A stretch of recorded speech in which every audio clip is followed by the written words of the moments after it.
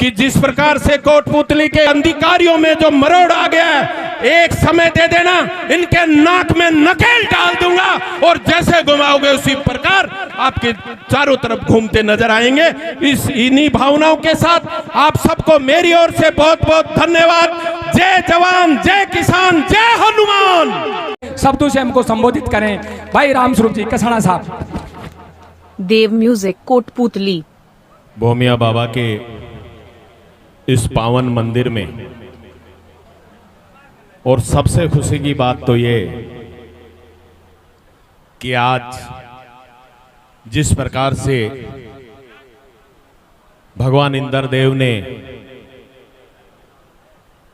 जो हम सब का मनोबल बढ़ाने के लिए, हम सबको हौसला देने के लिए जो बरसात की हम ईश्वर से कामना करते हैं कि इस बार अच्छी बरसात हो, हमारे सभी बांध भरे, ताकि हमारे जो किसान परिवार के, जो हमारे किसानों के, जो किसान वर्ग यहाँ बैठा हुआ उसके चेहरे पे खुशी आ सके। ऐसी भोमिया बाबा से मैं अरदास करता हूं। मैं सबसे पहले अपनी ओर से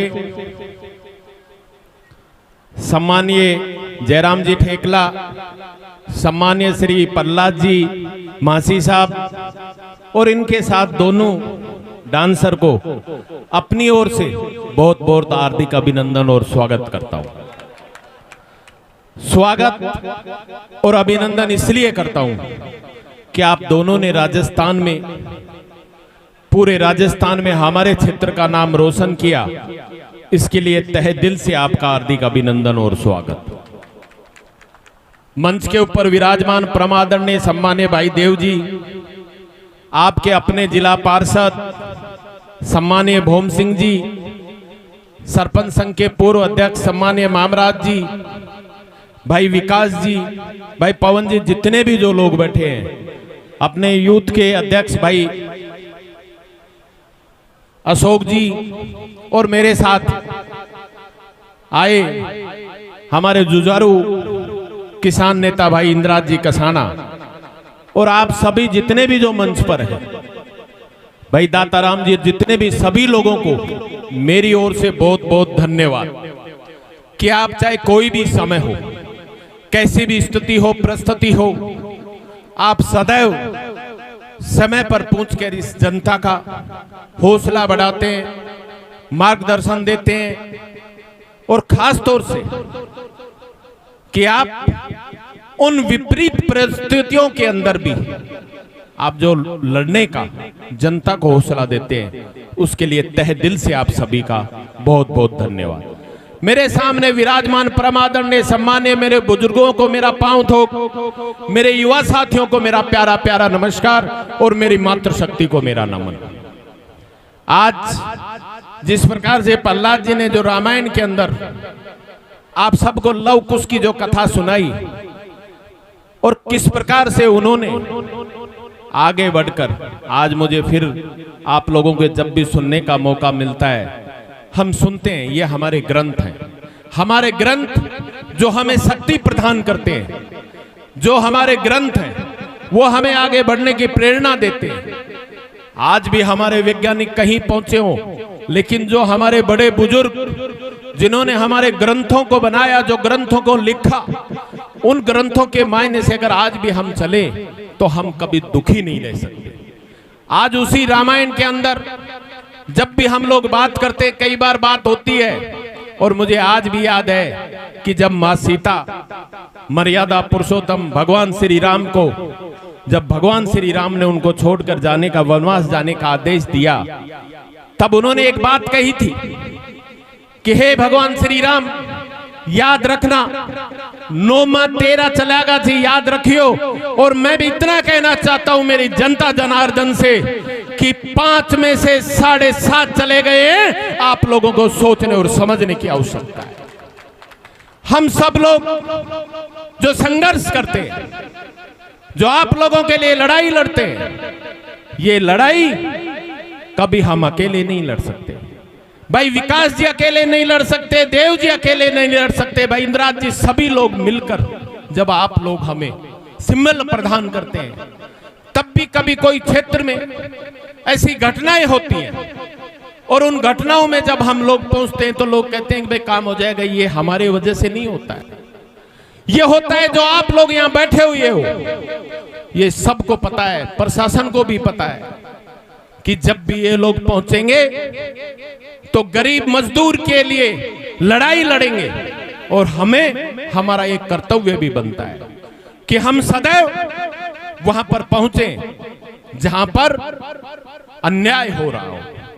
आज जिस प्रकार का पूरे राजस्थान के जो दौर चल रहा है, आज एक अलग बात है कि पिछले कुछ 20-25 दिन से जब भी मैं किसी प्रोग्राम में जाता था, तब भी कहीं मुझे देखने का मौका मिला, तो जब भी मैं किसान भाइयों की तरफ देखता था, अपने बुजुर्गों की तरफ देखता था, तो मुझे इनके चेहरे पे पिछले 8-9 महीनों से हंसी नजर नहीं आई। आज जरूर है कि इस भूमिया बाबा के इस मंदिर में बरसात होने के बाद में कम से कम इनके चेहरे पे खुशी तो है। साथियों, खुशी भी कैसे आई? जब किसान अपने बेटे को पढ़ाता है। बहुत से लोग कहते हैं कि किसान के घर में तो जवान पैदा होते हैं। मैं आज इस मंच के माध्यम से कहना चाहता हूं, मेरी मातृशक्ति यहां बैठी हुई है, मेरे बुजुर्ग यहां बैठे हुए हैं। किसान के घर में जब एक बच्चा जन्म लेता है तो ये पता उस माँ बाप को होता है किस प्रकार से उस बच्चे का पालन पोषण किया जाता है, किस प्रकार से उसको जैसे जैसे वो बढ़ता है किस प्रकार से उस बच्चे का पालन पोषण किया जाता है। ये जो किसान बैठा हुआ है, ये खेत में जाकर हल चलाता है, कड़ी धूप, बरसात और ऐसी उमस के अंदर भी ये बाजरे में पानी देने के लिए भी तत्पर रहता है जब इंद्र भगवान नहीं बरसते। और ये जो मातृशक्ति यहां बैठी हुई है, ये चूल्हे में जल जल कर एक बच्चा पैदा करते हैं जिसका पालन पोषण करते हैं, और उस बच्चे का एक ही महत्व होता है, वो बच्चा जब ये कहता है अपने माँ बाप के जवानी की दहलीज पर जाता है तो वो कहता है कि मेरा पहला कर्तव्य है कि मैं इस देश की सेवा करूं, इस देश के लिए काम आऊं।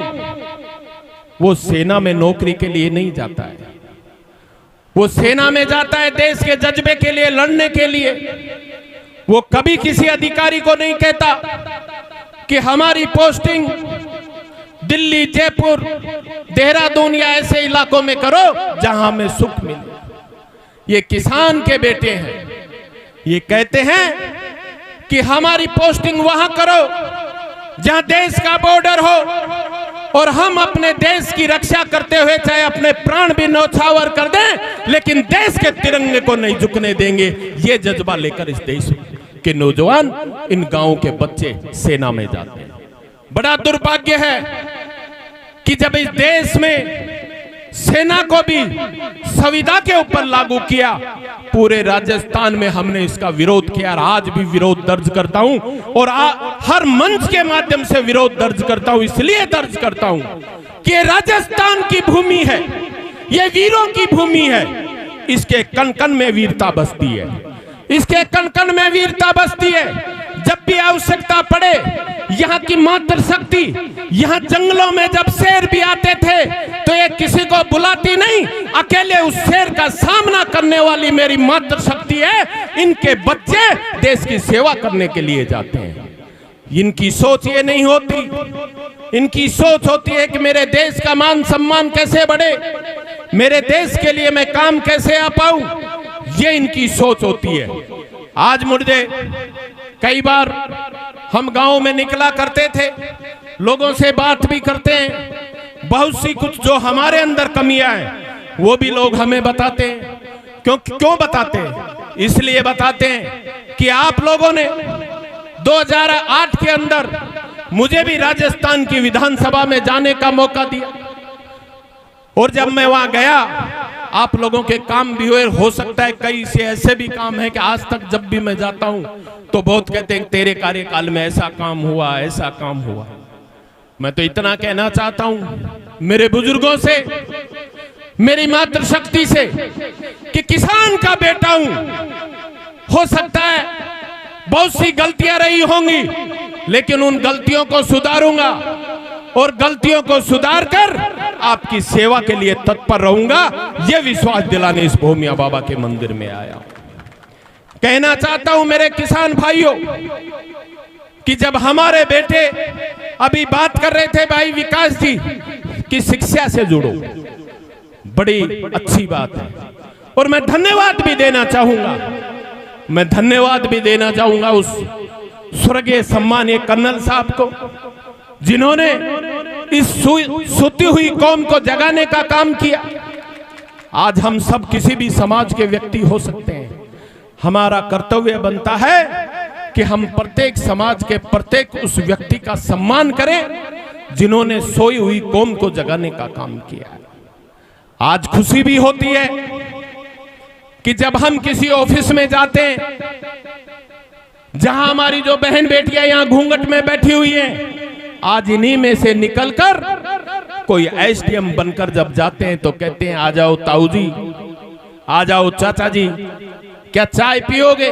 खुशी इस बात की है कि आपने घर भी संभाला, देश भी संभाला और जब आवश्यकता पड़ी राज्य को तो मां पन्ना धाई ने, मुझे गर्व है इस बात का कि उसने अपने पुत्र का बलिदान भी दिया। मैं धन्यवाद नहीं, आपको सदैव नमन करता हूं कि हम लोग ऐसी मातृशक्ति का दूध पिए जिन्होंने सदैव देश के लिए काम किया। आज मैं कहना चाहता हूं साथियों, पिछले कुछ समय से जब भी हम कहते हैं गांव में जाते हैं, बात करते हैं, पूछते हैं कि आपने बच्चे को कहां भेज रखा है, तो कहते हैं कोई सीकर गया, कोई जयपुर गया, कोई कोटा गया। बच्चियों को भी भेज रहे हैं। बड़ी खुशी होती है कि हम जो इस देश को आजादी के बाद में जो किसान, अगर हम लोग दाता किसी को कहते हैं तो भगवान को कहते हैं, और भगवान के बाद में दाता शब्द अगर किसी पे लगता है तो किसान पे लगता है अन्नदाता। और ये अन्नदाता पिछले काफी सालों से जहां जब भी चुनाव का माहौल हो तो लोग कहते हैं कि मैं किसान का बेटा हूं, लेकिन चाहे राज्य की विधानसभा हो, चाहे देश की संसद हो, वहां जाने के बाद में किसी को याद नहीं रहता कि हम उस किसान परिवार से आते हैं। हमें यह पता है कि गांव में किस प्रकार की उस पगडंडियों से गुजरना पड़ता है। हमें यह भी पता रहता है कि गांव में जब बिजली नहीं आती तो किस प्रकार से हम लोग बाहर चारपाई डालते ये कोशिश करते हैं कि लाइट कब आएगी। मुझे भी मौका दिया, मैं भी बना। जब मैंने राज्य सरकार में बात कही कि गांव में बिजली क्यों नहीं आती, तो कहा कि जो जो राजस्व गांव उनमें सब में बिजली लगेगी। मैंने कहा कि जो राजस्थान के अंदर जो लोग बसे हुए, क्या राजस्व गांव जिसने भी नहीं बनाए, क्या उन गांव में बसे हुए लोगों की कमी है कि आपने राजस्व गांव नहीं बनाए? उनमें लाइट लगनी चाहिए। तब साहब सीएम साहब ने कहा कि ये नहीं हो सकता। मैंने कहा होगा, कहीं राजस्थान में हो या नहीं हो, लेकिन कोटपुतली के अंदर होगा। जो भी बिजली की बात कहेगा उसको बिजली मिलेगी, जो डीपी मांगेगा उसको डीपी मिलेगी। और आपके कोई भी अधिकारी, उनकी औकात नहीं कि रामस्वरूप कसाना जब तक कोटपुतली का सेवक है उनके घरों में जाकर बीसीआर भरने का काम करे। हमने काम किया किसान के लिए। हो सकता है लोगों ने क्या क्या नाम दिए, मुझे फर्क नहीं पड़ता। फर्क इस बात से पड़ता है कि मेरे गरीब किसान मजदूर अगर किसी अधिकारी के पास जाए और वो अधिकारी उनको भगाने का काम करेगा, तो ऐसे अधिकारियों को इस कोटपुतली में रहने नहीं दूंगा। चाहे मुझे कितने भी नाम दे, कैसे भी नाम दे, मेरे फर्क नहीं पड़ता है। मैं आज फिर कहना आया हूं, आप लोगों से निवेदन करने आया हूं। साथियों, समय बहुत कम है, फिर लोग आएंगे अपनी अपनी बातें रखेंगे। मैं तो इतना कहना चाहता हूं साथियों, किसान का बेटा हूं, मजदूर का बेटा हूं, आप लोगों के लिए संघर्ष करूंगा। और मैंने तो पहले पिछली बार आया तब भी, आज भी एक बात जरूर कहना चाहूंगा। मैंने प्रतिज्ञा की है कि जब तक रामस्वरूप कसाना के शरीर में रक्त की अंतिम बूंद रहेगी तब तक कोटपुतली के लिए लड़ेगा, संघर्ष करता रहूंगा। इस बात का विश्वास दिलाने आया हूं। यह विश्वास भी दिलाने आया हूं कि आप लोग जिस प्रकार अपने बच्चों को कोचिंग में भेजते हो शिक्षा के लिए, भाई विकास जी जब गांव में जाते हैं हमारे बच्चे बहुत, लेकिन पिछले कुछ 1-1.5 साल से जब हम बच्चों से बात करते हैं कि आप कैसी तैयारी कर रहे हो, तो कहते हैं क्या तैयारी करें एमएलए साहब, क्या बात करते हो। जब महीना होता है तो स्कूल के संचालक, कोचिंग के संचालक सभी लोग बोलते हैं 10 दिन पहले कि तुम्हें फीस जमा करानी है। हम घर पर फोन करते हैं, काका जी मेरी फीस जमा करानी है। और घर पर फोन करने के बाद में चाहे घर में पैसे हो या नहीं हो, देखो क्या स्थिति है। ये जो किसान बैठा हुआ है, देखो वो समय के ऊपर बच्चों की फीस जमा कराते हैं। जयराम जी, समय के ऊपर हो सकता है कई समय को मैंने मालूम थी गाऊंगा शोई में गा रही हूं की नहीं। जब ये बच्चे